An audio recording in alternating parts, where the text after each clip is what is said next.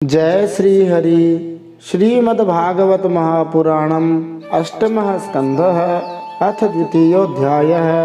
अब हम श्रीमद्भागवत महापुराण के 8वें स्कंद में द्वितीय अध्याय सुनते हैं। इसमें हम ग्राह के द्वारा गजेंद्र का पकड़ा जाना इसका श्रवण करेंगे।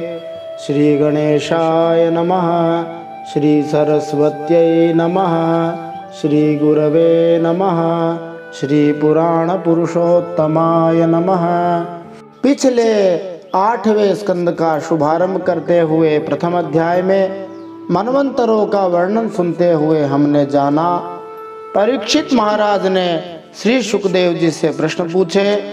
विश्वभावन भगवान बीते हुए मनवंतरों में जो जो लीलाएं कर चुके हैं, ऐसे ऐसे अवतार और लीलाएं हैं जिनका हमने श्रवण नहीं किया है।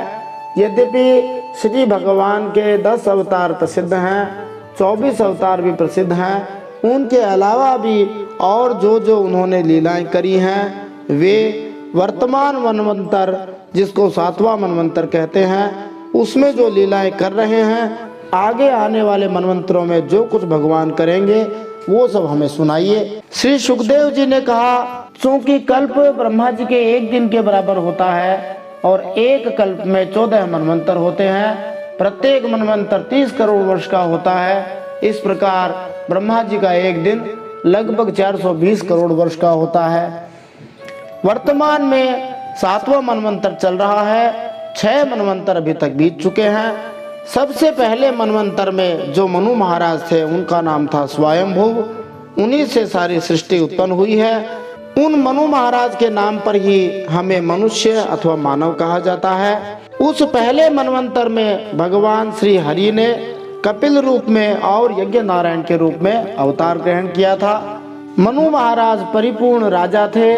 उन्होंने राज्य का ठीक प्रकार से शासन चलाने के बाद समस्त कामनाओं और भोगों से अपने आप को विरक्त होकर राज्य छोड़ दिया था और अपनी पत्नी शत्रुपा के साथ तपस्या करने के लिए वन में चले गए।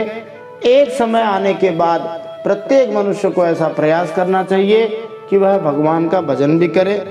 काम तो सभी के रहते हैं, काम कभी समाप्त नहीं होते। तपस्या करते हुए मनु महाराज प्रतिदिन भगवान की मंत्रोपनिषद अर्थात 8 श्लोकों के अंदर स्तुति किया करते थे। बड़ी सुंदर स्तुति है। उस स्तुति में मनु महाराज ने एक श्लोक सीधा सीधा ईशावास्योपनिषद के अनुसार ही वैसा ही भावपूर्वक लिया है। यहाँ पर भागवत जी में दिया है, आत्मावास्यमिदं विश्वम यत्किंचित जगत्याम जगत तेन त्यक्तेन भुंजीथा मा गृधः कस्य स्विद्धनम। ऐसा का ऐसा मंत्र ईशावास्योपनिषद का पहला मंत्र है, जिसमें केवल 2 पद अलग हैं। वहाँ आत्मा के स्थान पर ईशा है और विश्वम के स्थान पर सर्वम है, बाकी सब समान है। वहाँ लिखा है, ईशावास्यमिदं सर्वम यत्किंचित जगत्याम जगत तेन त्यक्तेन भुंजीथा मा गृधः कस्य स्विद्धनम। इस मंत्र का भाव है कि यह संपूर्ण संसार और इस संसार में रहने वाले सभी चर और अचर प्राणी उन परमात्मा श्री हरि में ही ओतप्रोत हैं।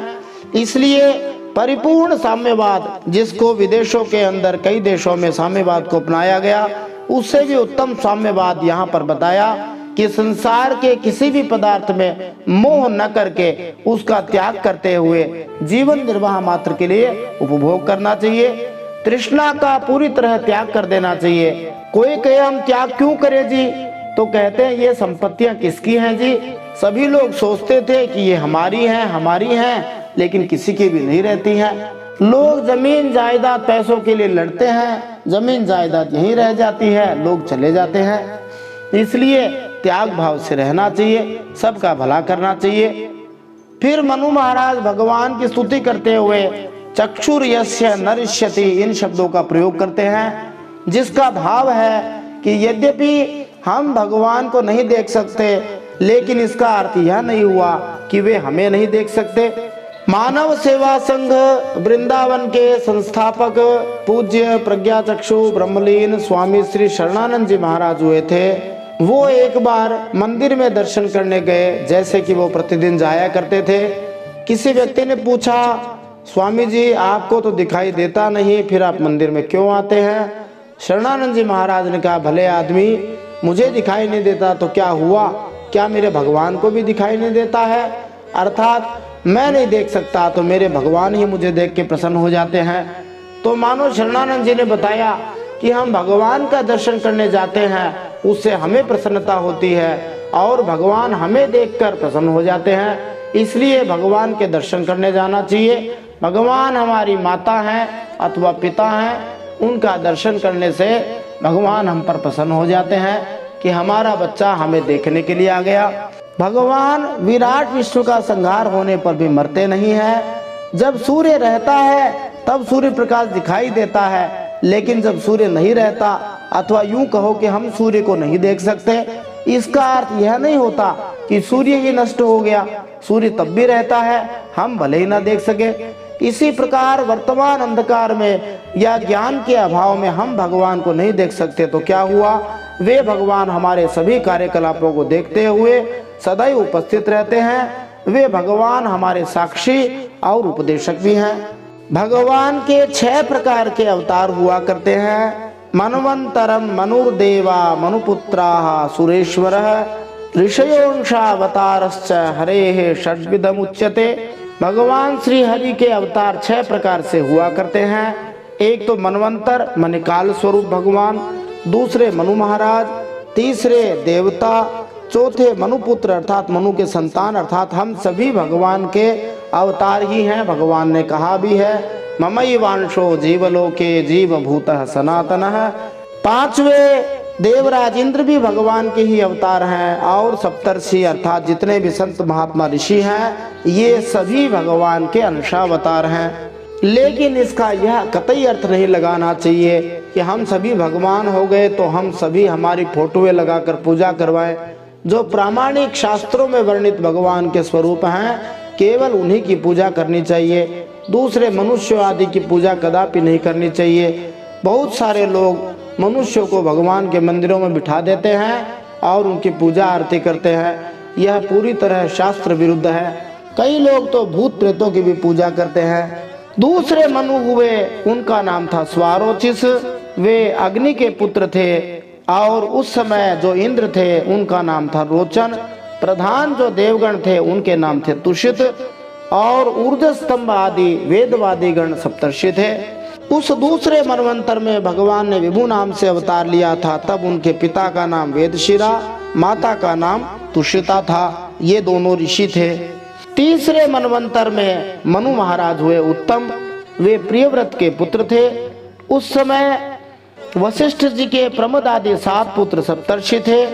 सत्य, वेदश्रुत और भद्र नामक देवताओं के प्रधान गण थे। और तीसरे मनवंतर में जो इंद्र थे उनका नाम था सत्यजित। उस तीसरे मनवंतर में भगवान श्री हरि ने धर्म और सुंदरता जो इनके पिता माता थे उनके गर्भ से सत्यसेन के नाम से अवतार ग्रहण किया था। चौथे मनवंतर में मनु महाराज हुए तामस। वे तीसरे मनु उत्तम के सगे भाई प्रियव्रत महाराज के पुत्र थे। चौथे मनवंतर में सत्यक, हरि और वीर नामक देवताओं के प्रधान गण थे। इंद्र का नाम था त्रिशिक और उस मनवंतर में ज्योतिर्धाम आदि सप्तर्षि थे। तामस मनवंतर में 2 प्रकार के देवताओं का वर्णन आता है।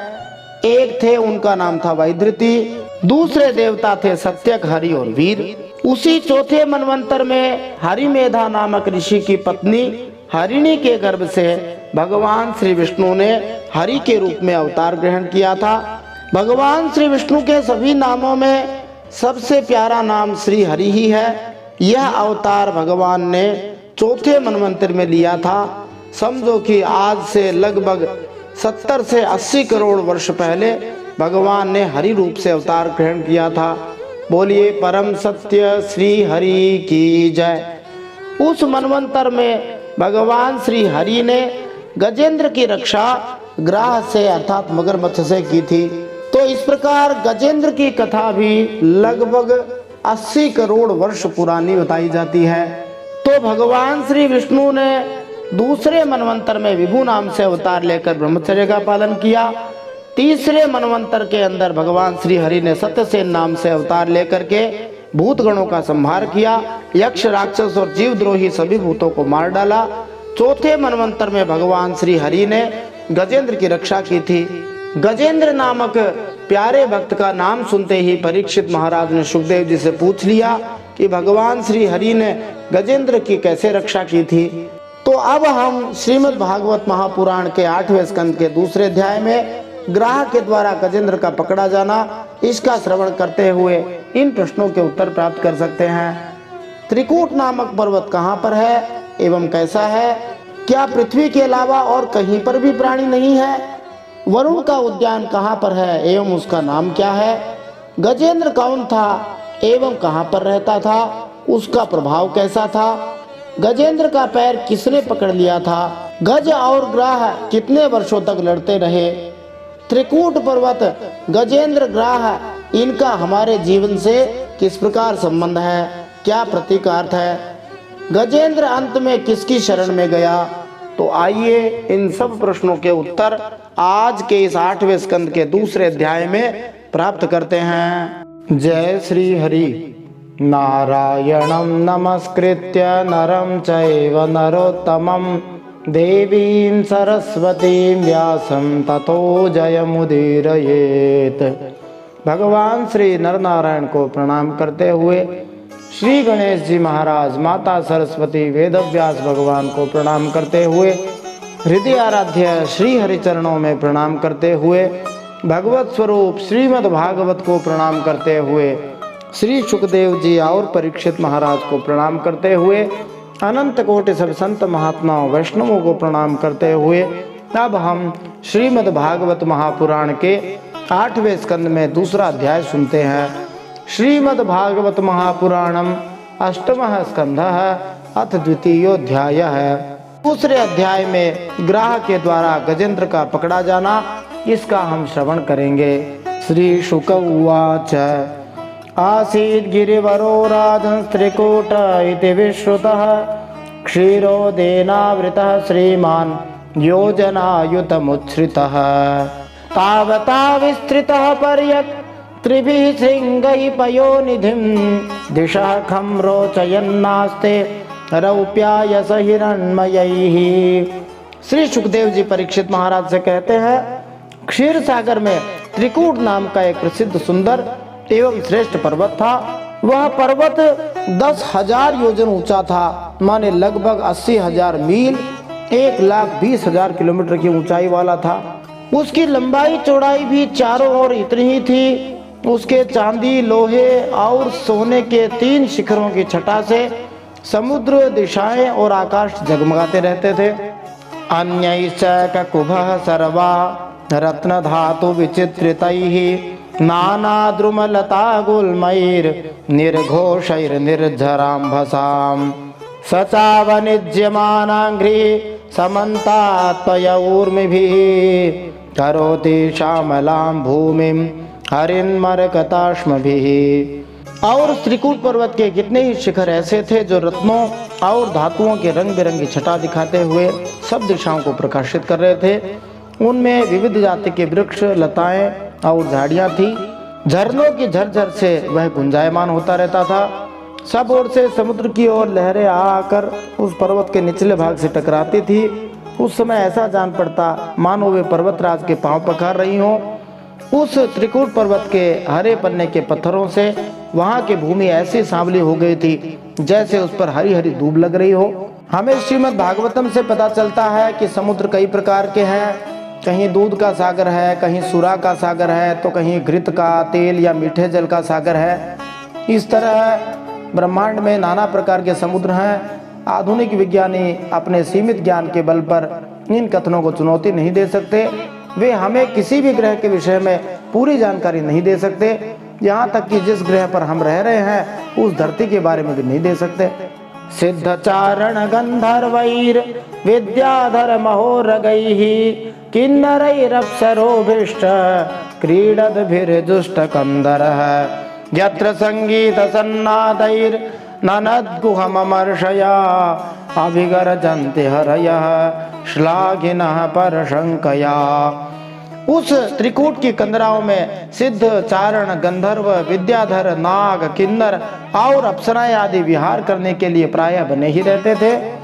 जिस तरह सामान्य लोग खारे मणि, लवण सागर में क्रीड़ा करते हैं, उसी तरह उच्च लोकों के निवासी क्षीर सागर में जाते हैं। वे क्षीर सागर में तैरते हैं, त्रिकूट पर्वत की गुफाओं में नाना प्रकार की क्रीड़ाओं का आनंद लेते हैं। जब उसके संगीत की ध्वनि चट्टानों से टकराकर गुफाओं में प्रतिध्वनित होने लगती थी, तब बड़े बड़े गर्वीले शेर उसे दूसरे शेर की ध्वनि समझकर सह न पाते थे और अपनी गर्जना से उसे दबा देने के लिए जोर जोर से गर्जना करने लगते थे। उच्चतर लोकों में न केवल विभिन्न प्रकार के मनुष्य ही हैं, अपितु शेर तथा हाथी जैसे पशु भी हैं।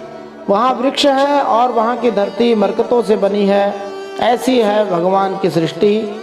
भूविज्ञानी, वनस्पति विज्ञानी तथा अन्य तथाकथित विज्ञानी ग्रह मंडलों के विषय में तर्क वितर्क करते हैं, लेकिन अन्य ग्रहों की विविधताओं का अनुमान न लगा पाने के कारण भी यही झूठी कल्पना करते हैं कि इस ग्रह को छोड़कर, माने धरती को छोड़कर, दूसरे सारे ग्रह शून्य, निर्जन तथा धूल से भरे हैं। इस तरह वे ब्रह्मांड में विद्यमान विभिन्न किस्मों का अनुमान तक न लगा सकने पर भी अपने ज्ञान से घमंडी रहते हैं और अपनी ही जैसी बुद्धि के स्तर वाले लोगों द्वारा विद्वान माने जाते हैं। जैसा कि श्रीमद् भागवतम में कहा गया है, श्वविड वराहोष्ट खरैहि संस्तुतः पुरुषः पशु, दूसरे स्कंद के 3 अध्याय के 19वें श्लोक में कहा है। भौतिकवादी नेताओं की प्रशंसा कुत्ते, सूकर, ऊंट तथा गधे करते हैं, जो स्वयं भी बड़े पशु हैं। मनुष्य को बड़े पशु द्वारा दिए गए ज्ञान से संतुष्ट नहीं होना चाहिए, अपितु महाजनो येन गतः सपन्था, महापुरुष जिस मार्ग से गए हों वही हमारा अच्छा मार्ग है। महापुरुषों की संख्या 12 बताई जाती है। सुखदेव जी ने श्रीमद् भागवत के 6 स्कंद के 3 अध्याय के 20वें श्लोक में उनके नाम गिनाए हैं। स्वयंभू नारद शंभु, कुमार कपिलो मनु, प्रहलादो जनको भीष्मो, बलिर्वैया सकीर्वयम, ये सब महापुरुष कहलाते हैं। इनके अलावा भी अनेक अनेक महात्मा हुए, उन महात्माओं का अनुसरण करना चाहिए। नानारण्य पशुव्रात संकुल द्रोण्यलंकृतः, चित्रद्रुमसुरोद्यान कलकंठ विहंगमः, सरित्सरोभिरच्छोदैः पुलिनैर्मणिवालुकैः, देवस्त्रीमज्जनामोद सौरभाम्बवनिलैर्युतः। उस त्रिकूट पर्वत की तलहटी तरह तरह के जंगली जानवरों के झुंडों से सुशोभित रहती थी। अनेकों प्रकार के वृक्षों से भरे हुए देवताओं के बगीचे में सुंदर सुंदर पक्षी मधुर कंठ से चहकते रहते थे। बहुत से नदियां और सरोवर भी थे, उनका जल बड़ा निर्मल था। उनके किनारों पर मणियों की बालू चमकती रहती थी। उनमें देवांगनाएं नहाया करती थी, जिससे उनका जल अत्यंत सुगंधित हो जाता था। उसकी सुरभि लेकर भीनी भीनी वायु चला करती थी। इस भौतिक संसार में अनेक प्रकार के जीव हैं। पृथ्वी लोक के जीव सामान्यतया अपने शरीरों की दुर्गंध रोकने के लिए बाहर से सुगंधित पदार्थ, डिओड्रेंट, परफ्यूम आदि लगाते हैं, लेकिन हमें इस भागवत से पता लगता है कि देवताओं की स्त्रियों की शारीरिक सुगंध से नदियां, झीलें, वायु तथा त्रिकूट पर्वत का सारा वातावरण भी सुगंधित हो उठता था।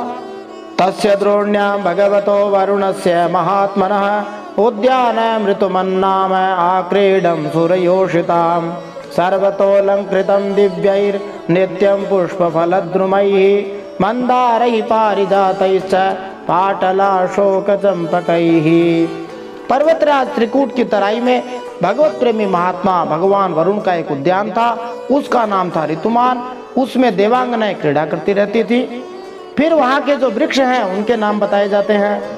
उस त्रिकूट पर्वत पे सब ओर से ऐसे दिव्य वृक्ष शोभायमान थे, जो फलों और फूलों से सदा ही लदे रहते थे। 12 महीने वहाँ फल रहते थे। उस उद्यान में मंदार, पारिजात, गुलाब, अशोक, चंपा इनके पेड़ थे। इनके अलावा चोतई प्रियालई पनसई राम्रई राम्रातकैरपि क्रमुकैर्नारिकेलैश्च खर्जूरैर्बीजपूरकैः मधुकैः सालतालैश्च तमालैरसनार्जुनैः अरिष्टोदुम्बरप्लक्षैर्वटैः किंशुकचन्दनैः। इसके अलावा त्रिकूट पर्वत पर तरह तरह के आम, प्रियाल, कटहल, आमड़ा, सुपारी, नारियल, खजूर, बिजोरा, महुआ, साखू, ताड़, तमाल, असन, अर्जुन, रीठा, गूलर, बाकर, बरगद, पलास, चंदन, ये सब वृक्ष वहां पर थे। और कौन से वृक्ष थे? पिचुमंदई को विदारई सरलई सुरदारुभिः द्राक्षेक्षुरम्भा जम्बूभिर्बदर्यक्षाभयामलैः बिल्वैकपित्थैर्जम्बीरैर्वृतो भल्लातकादिभिः तस्मिन् सरः सुविपलम लसत् कांचन पंकजम। इसके अलावा वहाँ पर अनेक वृक्ष थे जिनमें नीम, कचनार, साल, देवदारू, दाख, ईख, केला, जामुन, बेर, रुद्राक्ष, हर्रे, आंवला, बेल, कैथ, नींबू और बिलावे आदि के वृक्ष लहराते रहते थे। उस उद्यान में एक बड़ा भारी सरोवर था, उसमें सुनहले कमल खिले रहते थे। कुमुदोत्पल कल्हार शतपत्र श्रियोर्जितम मत्त षट्पद निर्घुष्टम शंकुतैश्च कलस्वनैः हंसकारण्डवाकीर्णं चक्रावैसारसैरपि जलकुक्कुटको यष्टि दात्यूह कूलकूजितम् मत्स्य कच्छप संचार चलत पद्मरजः पयः कदम्ब वेतसनल नीपवंजुल कैर्वृतम्। और भी विविध जाति के कुमुद, उत्पल, कल्हार, शतदल आदि कमलों की अनूठी छटा छिटक रही थी। मतवाले भंवरे गूंज रहे थे, मनोहर पक्षी कलरव कर रहे थे, हंस, कारंडव, चक्रवाक और सारस दल के दल भरे हुए थे। पनडुब्बी, बतख और पपीहे कूद रहे थे। मछली और कछुओं के चलने से कमल के फूल हिल जाते थे, जिससे उनका पराग झड़कर जल को सुंदर और सुगंधित बना देता था। कदम्ब, बेत, नरकुल, कदम्बलता, बेन आदि वृक्षों से वह घिरा हुआ था। कुंदैहि कुरबकाशोकैहि शिरीषैहि कुटजेंगुदैहि कुब्जकैहि स्वर्णयूथिभिर् नागपुन्नागजातिभिः मल्लिका शतपत्रैश्च माधवी जालकादिभिः शोभितं तीरजैश्चान्यैर् नित्यर्तुभिरलं द्रुमैः। कुंद, कुर्बक माने कटसरैया, अशोक, सिरस, वनमल्लिका, लिसोड़ा, हरसिंगार, सोनजूही, नाग, पुन्नाग जाति, मल्लिका, शतपत्र, माधवी और मोगरा ऐसे सुंदर सुंदर पुष्प वृक्ष एवं तट के दूसरे वृक्षों से भी जो प्रत्येक ऋतु में हरे भरे रहते थे, वह सरोवर सदा ही शोभायमान रहता था। त्रिकूट पर्वत की नदियों तथा सरोवरों के ऐसे विशद वर्णन से यह निर्णय निकलता है कि पृथ्वी पर ऐसे उत्कृष्ट सौंदर्य का कोई जोड़ा नहीं मिलता, लेकिन अन्य ग्रहों में ऐसे अनेक उदाहरण मिलते हैं। हमें ज्ञात होता है कि वृक्ष 20 लाख किस्म के होते हैं, किंतु ये सभी पृथ्वी पर नहीं पाए जाते। श्रीमद् भागवतम ब्रह्मांड की सारी बातों का पूरा ज्ञान प्रदान करता है। इसमें न केवल इस ब्रह्मांड का वर्णन मिलता है, अपितु इस ब्रह्मांड के परे आध्यात्मिक जगत का भी विवरण दिया जाता है। फिर वंशज सन में वहां का वर्णन करके बताते हैं। तत्र एकदा तद्गिरिकाननाशयः करेणुभिर्वारणयोथपशरन् सकण्टकान् कीचकवेणुवेत्रवद् विशालगुल्मं प्ररुजन् वनस्पतीन्। उस पर्वत के घोर जंगल में बहुत सी हथनियों के साथ एक गजेंद्र निवास करता था। वह बड़े बड़े शक्तिशाली हाथियों का सरदार था। एक दिन वह उसी पर्वत पर अपनी हथनियों के साथ कांटे वाले कीचक, बांस, बेंत, बड़ी बड़ी झाड़ियों और पेड़ों को रौंदता हुआ घूम रहा था। सीधा सीधा कह सकते थे एक त्रिकूट पर्वत था जिसमें गजेंद्र नामक एक हाथी रहता था। लेकिन ये सब वर्णन करने के पीछे उद्देश्य यह है कि ब्रह्मांड में और भी बहुत सारे लोग हैं, और भी बहुत सारे वृक्ष हैं, और भी कई तरह की चीजें हैं जिनको हम भले ही न जाने, लेकिन वे हैं। फिर उपजाति छंद में कहते हैं, यद गंध मात्राधरयो गजेन्द्रा व्याघ्रादयो व्याल मृगा सखड्गा महोरगाष्टा पिभया द्रवन्ति सगौर कृष्णा शरभाश्च मर्यः। उसकी गंध मात्र से शेर, हाथी, बाघ, गैंडे आदि हिंसक जंतु, नाग तथा काले गोरे शरभ और चमड़ी गाय आदि डरकर भाग जाया करते थे।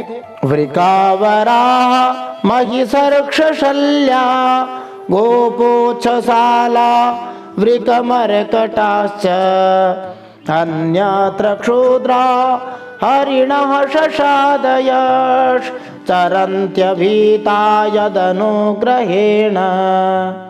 और उस गजेंद्र की कृपा से भेड़िए, सूअर, भैंसे, रीछ, शल्य, लंगूर तथा कुत्ते, बंदर, हरिण और खरगोश आदि छोटे मोटे जीव सब कहीं निर्भय होकर विचरा करते थे, क्योंकि जब गजेंद्र था तो शेर भी उनके सामने डरता था। फिर वंशज छंद में वहां का वर्णन करके बताते हैं, सधर्म तप्तः करिभिः करेणुभिर्वृतो मदाच्योत्कलभैरनुद्रुतः गिरिं गरिं न परितः प्रकम्पयन् निषेव्यमानो लिकुलैर्मदाशनैः। उसके पीछे पीछे हाथियों के छोटे छोटे बच्चे दौड़ा करते थे, बड़े बड़े हाथी और हथनियां भी उसे घेरे हुए चलती थी। उसके धमक से पहाड़ एक बार की कांप उठता था। उसके गंडस्थल से टपकते हुए मद का पान करने के लिए साथ साथ भंवरे भी उड़ा करते थे। मद के कारण उसके नेत्र विबल हो जाया करते थे। बड़े जोर की धूप थी, इसलिए वह व्याकुल हो गया और उसे तथा उसके साथियों को प्यास भी सताने लगी। सरो नीलम पंकज रेणुरोषितम जिघ्रन विदुरान मद विबलेक्षणः वृतः स्वयूथे न त्रिशार्दिते न तत् सरोवराभ्यासमथागमद्रुतम्। उस समय दूर से ही कमल के पराग से सुगंधित वायु की गंध सूंघकर वह उसी सरोवर की ओर चल पड़ा, जिसकी शीतलता और सुगंध लेकर वायु आ रही थी। थोड़ी ही देर में वेग से चलकर वह सरोवर के तट पर पहुंच गया। विगायतास्मिन्नमृताम्बो निर्मलम् हेमारविन्दोत्पलरेणुवासितम् पपौनिकामं निजपुष्करोद्धृत महात्मानमाद्भिः स्नपयन् गतक्लमः। उस सरोवर का जल अत्यंत निर्मल एवं अमृत के समान मीठा था। सुनहरे और अरुण कमलों के केसर से वह महक रहा था।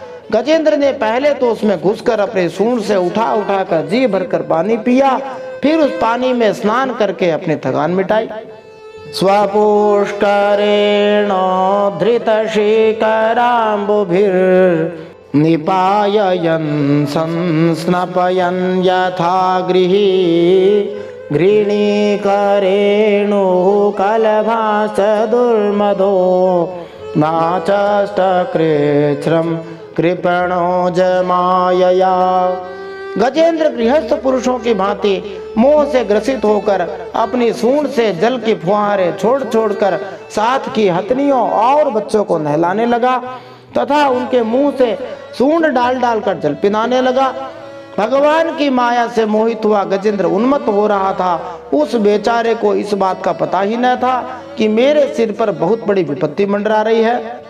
तम तत्र कचिन्द्रिपदैव चोदितो ग्राहो बलीयाश्चरणे रुषाग्रहीत् यदृच्छयैवं व्यसनं गतो गजो यथा बलं सोति बलो विचक्रमे।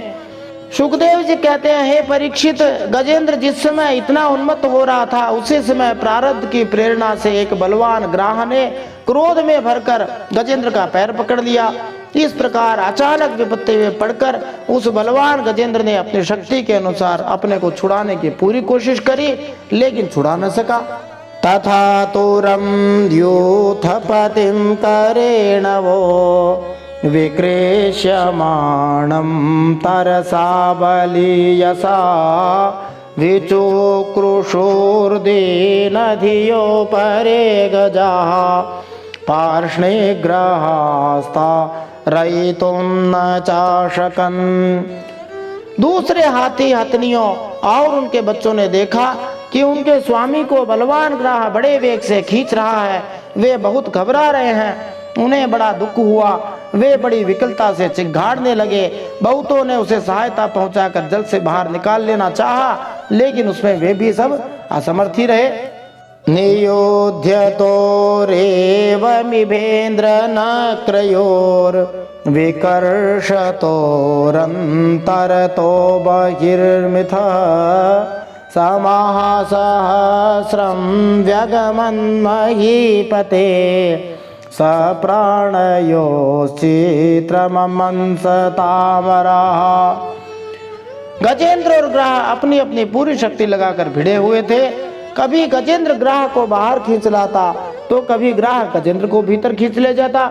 इस प्रकार उनको लड़ते लड़ते 1000 वर्ष बीत गए। दोनों ही जीते रहे। यह घटना देखकर देवता भी आश्चर्यचकित हो गए।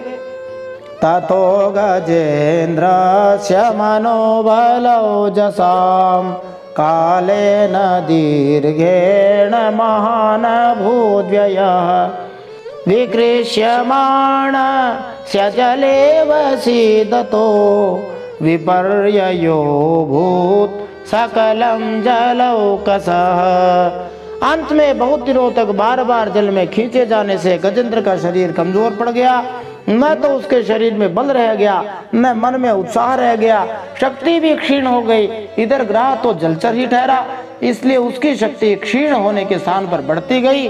वह बड़े उत्साह से और भी बल लगाकर गजेंद्र को खींचने लग गया। हाथी और मगरमच्छ की लड़ाई में अंतर यह था कि हाथी अत्यंत शक्तिशाली था, लेकिन फिर भी पराये स्थान में था अर्थात जल में था। 1000 वर्षों की लड़ाई के दौरान उसे भोजन नहीं मिल पाया, जिससे हाथी की शारीरिक शक्ति क्षीण होने लग गई। एथं गजेन्द्रः स यदाप संकटं प्राणस्य देहि विवशो यदृच्छया अपारयन् नात्मविमोक्षणे चिरं दध्याविमां बोधिमथाभ्यपद्यत।